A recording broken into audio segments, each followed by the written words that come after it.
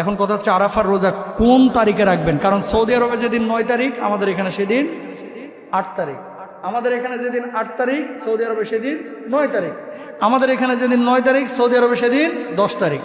10 তারিখ কিসের দিন জানেন তো? ঈদের দিন। বলেন না 10 তারিখ কিসের দিন?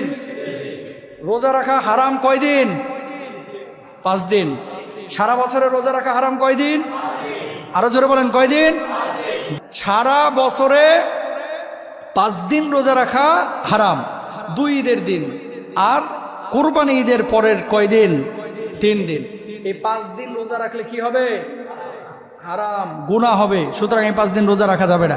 এখন আপনি 9 তারিখ রোজা রাখবেন নাকি 8 তারিখ রোজা রাখবেন, এটা নিয়ে বাংলাদেশে কিন্তু প্রচণ্ড রকমের মতবিরোধ এবং ধাক্কাধাক্কি আছে। কারণ সৌদি আরবের সাথে মিল রাখলে আপনারা 10 তারিখ, মানে যেদিন এখানে 9 তারিখ সেদিন আপনার কি করতে হবে? ঈদের নামাজ পড়তে হবে।